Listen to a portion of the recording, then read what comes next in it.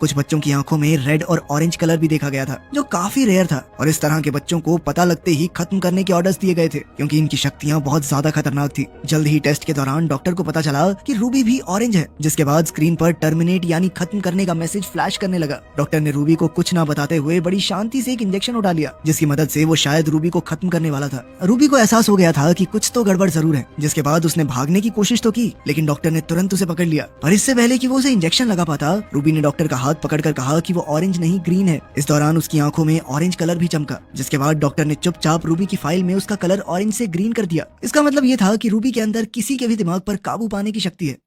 इसके बाद सभी बच्चों को ग्रीन, ब्लू और गोल्डन कपड़े पहना दिए गए। रूबी ने देखा कि वहाँ कोई भी रेड और ऑरेंज कपड़ों वाला बच्चा नहीं था, क्योंकि शायद उन्हें पहले ही मार दिया गया होगा। इस तरह लगभग 6 साल बीत गए। अब जो काम तेज दिमाग वाले ग्रीन बच्चे बड़ी आसानी से कर लेते थे, वो रूबी को समझ नहीं आते थे। और इसी तरह एक दिन कैप्टन मैकमेनस की नजर उस पर पड़ी। वो रूबी से कहने लगा, जितना तेरा दिमाग है, तू मुझे ग्रीन तो नहीं लगती। ये सुनकर रूबी काफी घबरा गई, और जब वो अपने ग्रुप के साथ वापस कमरे में जा रही थी, तो अचानक स्पीकर से हाई फ्रीक्वेंसी साउंड की बौछार हो गई, जो सिर्फ ये खास बच्चे ही सुन सकते थे। बाकी किसी पर इसका कोई असर नहीं था। जल्द ही रूबी बेहोश हो गई और उसकी आंख खुली मेडिकल रूम में, जहाँ एक फीमेल डॉक्टर उसके सामने बैठी थी। जल्द ही एक गार्ड ने वहाँ आकर डॉक्टर से कहा कि इलाज का समय बहुत हुआ, जल्दी चलो यहाँ से। डॉक्टर ने जल्दी से एक कागज पर कुछ लिखा और वहाँ से चली गई। उस नोट में लिखा था कि इन लोगों को तुम्हारी सच्चाई पता चल चुकी है, जिंदा रहना चाहती हो तो बॉयलर रूम में आकर मिलो। और रूबी ने बिल्कुल ऐसा ही किया। वो चुपचाप दूसरे कमरे में पहुंच गई, जिसके बाद वो डॉक्टर उसे सबकी नजरों से बचाते हुए अपनी गाड़ी तक ले आई। और जैसे ही वो दोनों बेस से बाहर निकलने लगे, तभी अचानक एक गार्ड ने उन्हें रोक लिया। पर अपनी शक्तियों की मदद से रूबी ने उस गार्ड के दिमाग को काबू में करके उससे दरवाजा खुलवा लिया, जिसके बाद आखिरकार रूबी बेस से बाहर आ चुकी थी। वो कई सालों बाद बाहर की दुनिया को देखकर काफी खुश थी, जिस पर डॉक्टर ने उसे बताया कि बाहर की दुनिया में जवान लोग बचे ही नहीं थे, और इसलिए कई लोग तो ये शहर तक छोड़कर चले गए थे। तभी रूबी ने अपने माता पिता से मिलने की इच्छा जाहिर की, जिस पर डॉक्टर ने कहा कि ये बहुत खतरनाक होगा। साथ ही उस डॉक्टर ने उसे एक जीपीएस लॉकेट दिया, जिसका इस्तेमाल रूबी को मुसीबत के वक्त करना था, ताकि डॉक्टर और उसके साथियों को उसकी लोकेशन का पता चल सके। साथ ही डॉक्टर ने उसे बताया कि वो उसे एक कैंप में ले जा रही है, जहाँ रूबी जैसे कई और बच्चे भी मौजूद हैं।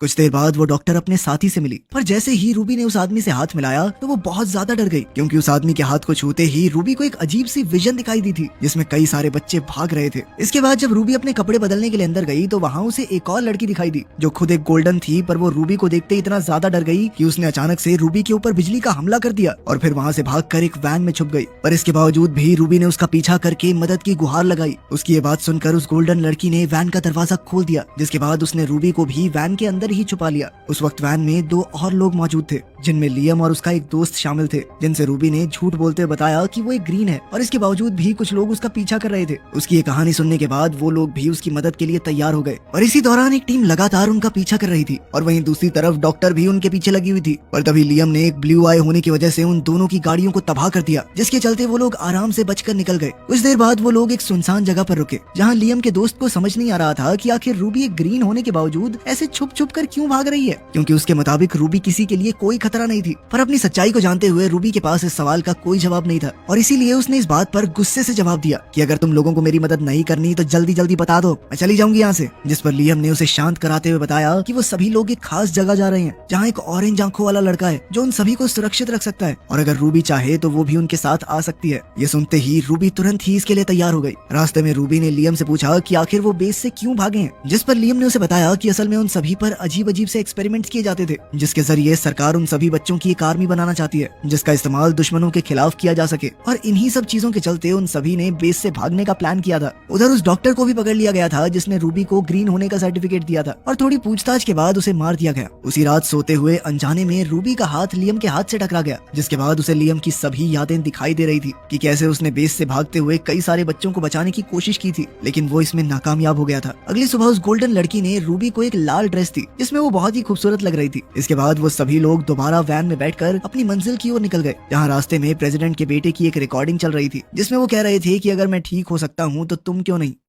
कुछ देर बाद ये लोग सामान खरीदने के लिए एक मॉल में रुके, जो पूरी तरह से खाली था, और तभी अचानक कुछ और बच्चों ने इन पर हमला कर दिया, जिसके बाद गोल्डन बच्ची ने अपनी शक्तियों से उन सभी को रोक दिया। असल में वो सभी बच्चे भी बिल्कुल इनके जैसे ही थे, और उनके पास भी कुछ जादुई शक्तियां थी, इसीलिए सभी बच्चों ने रात भर बैठकर ढेर सारी बातें की। इस दौरान लियम ने उस ऑरेंज लड़के का पता जानने की कोशिश की, ताकि वो सभी जल्द से जल्द खुद को सुरक्षित कर सकें। पर उन बच्चों का कहना था कि कोई भी इंसान इतनी आसानी से वहाँ तक नहीं पहुँच सकता, क्योंकि वो जगह बहुत खुफिया थी। पर तभी रूबी ने उस लड़के के दिमाग को काबू में करके उससे वो पता निकलवा लिया जो एक खास कोड था, जिसके बाद लियम का दोस्त और रूबी उस कोड का मतलब निकालने में लग गए। कुछ देर तक मेहनत करने के बाद जब उन्हें आखिरकार उस कोड का मतलब मिल गया तो वो सभी लोग बहुत खुश हुए। उस वक्त उसके बाकी सभी दोस्त भी वहाँ मौजूद थे और अब उन्हें समझ आ गया था कि रूबी ग्रीन नहीं बल्कि ऑरेंज थी। लेकिन रूबी को लग रहा था कि शायद उसके दोस्त अब उससे डरने लग जाएंगे, पर लियम के मुताबिक इसमें डरने वाली कोई बात थी नहीं। जिस पर रूबी ने उसे बताया कि असल में वो अपनी शक्तियों पर काबू नहीं कर पाती और अगर उसने अपनी शक्तियों का इस्तेमाल किसी पर अचानक से कर दिया तो उस इंसान की मौत भी हो सकती है। इसके बाद ये सभी लोग आगे बढ़ते रहे, पर कुछ देर चलने के बाद ही अचानक फौजी जैसे कपड़े पहने हुए बच्चों ने उन पर हमला कर दिया, पर तभी उनमें से एक ने लियम को पहचान लिया। जिसके बाद अपनी बातचीत के दौरान लियम ने उन्हें बताया कि वो बस रहने के लिए एक सुरक्षित जगह चाहते हैं। उसकी ये बात सुनकर वो बच्चे उन्हें अपने साथ ऑरेंज लड़के के पास ले आए, जो असल में कोई और नहीं बल्कि प्रेसिडेंट का बेटा ही था और वो रूबी और उसके साथियों को देखकर काफी खुश था। जिसके बाद उसने बताया कि असल में प्रेसिडेंट ने सबसे झूठ बोला था कि वो पूरी तरह से ठीक हो चुका है और असलियत में उसके ऊपर कई सारे एक्सपेरिमेंट किए जा रहे थे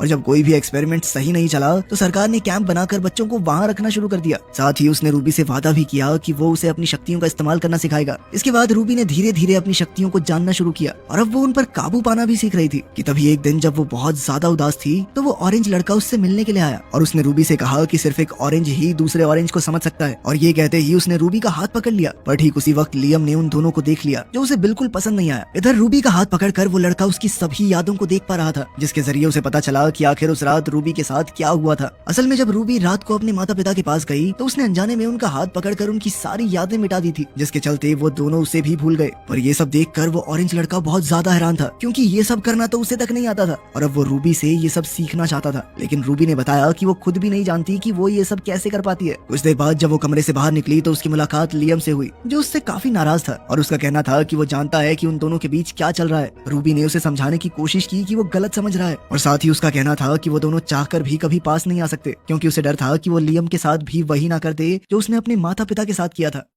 इसके बाद वो लेक के पास गई जहां उसकी मुलाकात लियम के दोस्त से हुई और उसने रूबी को बताया कि उसे यहाँ भी महफूज नहीं लगता। उधर वो ऑरेंज लड़का लैपटॉप पर किसी को बता रहा था कि उसके पास कितने ग्रीन, कितने ब्लू और कितने ऑरेंज बच्चे मौजूद थे। लेकिन ठीक उसी समय पर रूबी वहाँ पहुंच गई, जिसके आते ही उसने अपना लैपटॉप बंद कर दिया और असल में रूबी भी वहाँ पर लैपटॉप लेने ही आई थी ताकि वो लियम के दोस्त की बात उसके घर पर करवा सके। और ये मौका देखते ही उस लड़के ने रूबी के साथ एक डील करने की कोशिश की, जिसमें रूबी को उससे याददाश्त मिटाने वाली शक्ति सीखनी थी और इसके बदले में वो उसे लैपटॉप देने वाला था। रूबी भी इस चीज के लिए तुरंत ही तैयार हो गई, लेकिन उससे ये सीखते वक्त जब रूबी ने अपनी आंखें खोली तो उस वक्त वो लड़का उससे बदतमीजी करने की कोशिश कर रहा था, जिससे बचने के लिए रूबी ने उसके मुंह पर एक जोरदार मुक्का दे मारा। और जब वो उस कमरे से बाहर निकली तो उसकी मुलाकात लियम से हुई, जो रूबी से सारा सच जानने के बाद बहुत ज्यादा गुस्से में था और अब वो उस लड़के से बदला लेना चाहता था। लेकिन रूबी ने उसे किसी तरह से रोक लिया, क्योंकि वो जानती थी कि अब वो लोग यहाँ पर महफूज नहीं है, अब उन्हें जल्द से जल्द वहाँ से निकलना था। उसी रात जब वो लोग वहाँ से भाग रहे थे तभी वहाँ बेस कैंप का जनरल पहुंच गया, जिसके साथ वो ऑरेंज लड़का भी था। और अब जाकर उन बच्चों को पता चला कि असल में ये ऑरेंज लड़का भी है तो अपने बाप का ही वफादार। वो ज्यादा से ज्यादा बच्चों को इकट्ठा करके उनकी एक फौज बनाना चाहता था। इसके बाद उसने लियम को अपने काबू में किया और फिर उसे बेरहमी से पीटना शुरू कर दिया। पर तभी रूबी ने कमांडर को काबू में करके उसे खत्म कर दिया, जिसके ठीक बाद उस गोल्डन लड़की ने भी अपनी शक्तियों की मदद से बाकी फौजियों पर हमला बोल दिया। इसके बाद रूबी ने अपने बाकी तीनों साथियों को वापस जाने को कहा, जिसके बाद वो उस ऑरेंज लड़के के सामने अकेली ही खड़ी हो गई। फिर उसने पूरी फौज को काबू में करके उनकी बंदूकें उस लड़के की तरफ तान दी, पर तभी उस लड़के ने दोबारा काबू करके उन सभी को आपस में लड़वा दिया। रूबी की लाख कोशिशों के बावजूद उस लड़के ने रूबी पर भी काबू पा लिया, जिसके बाद लड़के का कहना था कि वो रूबी के अंदर से सारी उदास यादों को मिटा देगा और फिर उसके साथ पूरी दुनिया पर राज करेगा। तभी रूबी अचानक से होश में आई और उसने ऊपर उड़ रहे एक हेलीकॉप्टर को काबू करके उस लड़के पर गिरा दिया, जिसके बाद एक दूसरे हेलीकॉप्टर ने रूबी पर हमला करने की कोशिश तो की, पर लियम के दोस्त ने रूबी को बचा लिया। लेकिन इस सब में उसे काफी गहरी चोट लग गई थी और अब रूबी को समझ नहीं आ रहा था कि वो उसकी मदद कैसे करे। तभी उसे डॉक्टर के दिए हुए उस जीपीएस के बारे में याद आया। उस डॉक्टर ने बेस से भागने में उसकी मदद की थी, मतलब वो थोड़ा भरोसा तो कर सकती थी उस पर। जीपीएस के एक्टिवेट होते ही डॉक्टर जल्दी ही अपने एक साथी के साथ उन्हें बचाने के लिए वहां पहुंच गई। जल्द ही रूबी की आंख एक बिस्तर पर खुली और वो डॉक्टर उसके बेड के सामने ही कुर्सी लगाए बैठी थी। डॉक्टर ने बताया कि तुम्हारा जख्मी दोस्त हॉस्पिटल में है और उम्मीद है कि जल्द ही ठीक भी हो जाएगा, लेकिन लियम जल्द से जल्द वहाँ से निकलने की मांग कर रहा है। लाख समझाने के बाद भी वो यहाँ नहीं रहना चाहता और वो रूबी को यहाँ अकेला छोड़कर भी नहीं जाएगा। डॉक्टर ने यह भी बताया कि उनका मकसद प्रेसिडेंट को पकड़वाना है, वो उसके काले कारनामों को दुनिया के सामने लाना चाहते हैं और वो ये सब रूबी के बिना हासिल नहीं कर पाएंगे। रूबी नहीं चाहती थी कि लियम को कोई भी नुकसान पहुंचे, इसीलिए उसने लियम के करीब जाकर अपनी शक्तियों से उसके दिमाग से अपनी हर एक याद मिटा दी। इसके बाद रूबी ने उसे उसका बैग थमाकर घर जाने को कहा, जिसके लिए लियम तुरंत ही तैयार हो गया। अपने प्यार को उसे भुलाकर जाता देख रूबी की आंखों में आंसू आ गए, लेकिन वो जानती थी कि यही सही है। दूसरी ओर हम प्रेसिडेंट के लड़के को देखते हैं जो अभी तक जिंदा था। इस वक्त वो अपनी आर्मी के सामने खड़ा था जिनको उसने अपने वश में कर रखा था। वहीं रूबी भी उसका सामना करने के लिए पूरी तरह से तैयार थी। यहीं पर उसका खून ब्लू कलर का होता है। खून की एक बूंद फैंग के हाथ में गिरती है और एक क्रिस्टल बन जाता है। साक्षी ने गले में क्रिस्टल पहना होता है और ब्लास्ट की वजह से वो क्रिस्टल कहीं दूर गिर जाता है। फिर साक्षी की पावर इम्पैक्ट से कमजोर हो जाती है और वो झील में गिर जाती है। अब इस घटना के 7 दिन बाद फैंग अपनी आंखें खोलता है। उसके कमरे में उसका पर्सनल डॉक्टर होता है। वो बताता है कि 1 हफ्ते पहले आपकी कार का एक्सीडेंट हो गया था, आज ही आपको होश आया है। लेकिन ताज्जुब की बात यह है कि इतने बड़े एक्सीडेंट के बाद भी आपके शरीर पर एक भी खरोंच नहीं है। क्या आपको एक्सीडेंट के बारे में कुछ याद है? फैंग डॉक्टर को बताता है कि मुझे सिर्फ इतना याद है कि उस रात एक्सीडेंट हुआ था, उसके बाद की कोई भी बात मुझको याद नहीं है। लेकिन एक्सीडेंट के बाद मेरे सीने में एक अलग ही फीलिंग हो रही थी। डॉक्टर कहते हैं कि आप कुछ दिन आराम कीजिए, फिर आप अपना काम कंटिन्यू कर सकते हैं। ये कहकर वो चला जाता है। यहाँ साक्षी 7 दिन लेक में डूबी हुई थी और अब बाहर निकल रही होती है। पास में एक बुजुर्ग फिशिंग कर रहा होता है, तो साक्षी उसको स्कैन करके सारी डिटेल्स पता लगा लेती है। फिर वो बुजुर्ग को नाम से पुकारती है और कहती है कि मैं दूसरे प्लेनेट से आई हूँ। टेक्निकल प्रॉब्लम की वजह से मेरा स्पेसशिप मुझे गलती से यहाँ छोड़कर चला गया है। साक्षी के सर पर एक कछुआ भी बैठा होता है। उसकी अजीब बातें सुनकर बुजुर्ग बड़ा घबराकर वहाँ से भाग जाता है। फिर साक्षी बुजुर्ग की कुर्सी पर बैठकर सोचने लगती है कि मेरा स्पेसशिप यहाँ क्यों लैंड हुआ होगा और अब मैं अपने प्लेनेट वापस कैसे जाऊंगी। फिर वो अपने सर से कछुए को निकालकर फेंकने वाली होती है, लेकिन कछुआ कहता है कि अरे साक्षी, तुमने मुझको पहचाना नहीं, मैं तुम्हारा पर्सनल असिस्टेंट टॉरी हूँ। और तब साक्षी रियलाइज करती है कि वो अकेले नहीं है, बल्कि उसका असिस्टेंट टॉरी जो कि एक रोबोट है, वो भी उसके साथ यहाँ पर लैंड हुआ है। लेकिन धरती के कछुए ने टोरी को निकल लिया था। फिर टोरी ने अपनी नैनो टेक्नोलॉजी यूज करके कछुए को अपने कंट्रोल में कर लिया। टोरी इतनी धीमी आवाज से बात करता है कि साक्षी के अलावा और कोई इसकी आवाज नहीं सुन पाता। टोरी पूछता है कि हमको यहाँ लैंड हुए 7 दिन हो गए हैं और हमारा स्पेसशिप भी हमको छोड़कर जा चुका होगा, अब हम क्या करेंगे? साक्षी कहती है कि तुम फिक्र मत करो, मैंने अपने गले में स्पेसशिप को सिग्नल करने वाला डिवाइस पहन रखा है, उससे हम सिग्नल कर सकते हैं। ये कहकर वो अपने गले में पहना हुआ डॉलर चेक करती है, पर 7 दिन पहले कार ब्लास्ट में वो डिवाइस कहीं दूर उड़कर गिर गया था। क्रिस्टल की तरह दिखने वाले उस डिवाइस का नाम अनशिएटर होता है। अब टोरी पूछता है कि केयरलेस लड़की, क्या तुमने वो डिवाइस खो दिया? तब साक्षी को याद आता है कि उस दिन एक इंसान को बचाते वक्त वहाँ ब्लास्ट हुआ था और उसी के इम्पैक्ट से मैं झील में गिर गई थी। कहीं मेरा अनशिएटर उस इंसान के पास तो नहीं है? उस दिन साक्षी ने जब फैंग को टच किया था तो वो उसके हार्मोन्स को फील करने लगी थी। ये सब उसके लिए बिल्कुल नया एक्सपीरियंस था और इस वजह से उसे सिर्फ फैंग की बॉडी का स्ट्रक्चर याद था, लेकिन उसके चेहरे पर साक्षी का ध्यान ही नहीं गया। अब यहाँ फैंग अपने ऑफिस के लिए तैयार हो रहा होता है। तब उसका असिस्टेंट उसको बताता है कि आपका ऑफिस जाना मुश्किल है क्योंकि आपकी कई एक्स गर्लफ्रेंड्स ऑफिस के बाहर प्रोटेस्ट कर रही है। उन लड़कियों ने मीडिया को भी बुला लिया है। अरे तुम डरो मत, इस सिचुएशन को मैं खुद संभाल लूंगा। ये कहकर फैंग ऑफिस जाता है। वहाँ कई लड़कियां दुल्हन की ड्रेस में प्रोटेस्ट कर रही होती है। मीडिया भी उनके साथ मिलकर रिपोर्ट कर रहे होते हैं कि फैंग एक प्ले बॉय है, उसने कई लड़कियों के साथ शादी का वादा करके उनको धोखा दिया है, वगैरह वगैरह। फिर फैंग मीडिया से साफ साफ कह देता है कि ये मेरा पर्सनल मामला है, इसमें मीडिया का कोई काम नहीं है। फिर वो अंदर जाकर उन सारी लड़कियों को अंदर बुलाता है। वो सब रोती भी आती हैं, लेकिन फैंग कहता है तुम्हें जो चाहिए मैं दे दूंगा, तुम सब बस मेरा पीछा छोड़ दो। ये सुनकर सब बहुत ही खुश हो जाती हैं और एक एक करके अपनी बड़ी लिस्ट बनाकर फैंग के असिस्टेंट को दे देती हैं। फैंग अपने असिस्टेंट से कहता है कि इनकी लिस्ट की सारी चीजें इनको दिलवा दो और इन्हें यहाँ से दफा करो। अब ये सब होने के बाद सारी एक्स गर्लफ्रेंड्स बाहर जाकर मीडिया रिपोर्टर्स को डांटने लगती है कि ये हमारे और फैंग के बीच का मामला है, मीडिया वाले इस बात का बतंगड़ क्यों बना रहे हैं। अब रिपोर्टर्स इनकी बातों से बिल्कुल चौंक जाते हैं क्योंकि इन्हीं लड़कियों ने खुद मीडिया को बुलाया था और इस तरह मीडिया को उल्लू बनाकर लड़कियां वहां से चली जाती हैं। दरअसल ये लड़कियां फैंग की अजीब बीमारी का फायदा उठा रही हैं। उसने लाइफ में कई लड़कियों को डेट किया होता है, लेकिन उसे किसी लड़की से प्यार नहीं हुआ था। उसकी प्रॉब्लम यह है कि एक लड़की को डेट करने के बाद अगर वो बारिश में भीग जाता है तो वो उस लड़की को ही भूल जाता है। और इस बात का फायदा उठाकर कई लड़कियां झूठी अफवाह फैलाती हैं कि फैंग ने मुझे भी डेट किया था, मुझे भी डेट किया था और अब मुझको धोखा देने की कोशिश कर रहा है। इस तरह फैंग को ब्लैकमेल करके वो अपनी पूरी जरूरत की चीजें लेकर चली जाती है। फैंग के पास भी और कोई रास्ता नहीं होता और उसे इन लड़कियों के लिए पैसे खर्च करने पड़ते हैं। तब उसका असिस्टेंट बताता है कि एक्सीडेंट स्पॉट पर ये आपके हाथ में था, जो बिल्कुल एक ब्लू क्रिस्टल की तरह लगता है। क्या ये कोई जरूरी चीज है? फैंग कहता है कि ये तो मैं भी नहीं जानता, तुम इसे रिसर्च लैब में लेके जाओ और जल्द से जल्द पता लगाओ कि है क्या। यहाँ टॉरी साक्षी से सवाल पर सवाल कर रहा होता है। तुमने अनसेटर कहाँ मिस कर दिया? उसके बिना हम अपने स्पेसशिप को सिग्नल कैसे भेजेंगे कि हम धरती पर हैं? साक्षी बताती है कि इतनी टेंशन होने की कोई बात नहीं है, मुझे पता है कि मेरा अनसेटर उस इंसान के पास ही होगा। मैंने उसका चेहरा नहीं देखा, लेकिन मैं उसके हार्मोन सेंस कर सकती हूँ और मुझे उसका शरीर बहुत ही अच्छी तरीके से याद है। ये कहकर वो फैंग का स्केच बनाकर दिखाती है और वो भी बिना सर के। पर साक्षी बहुत ही कॉन्फिडेंट होती है कि उसके हार्मोन को सेंस करके वो इस इंसान को जरूर ढूंढ लेगी।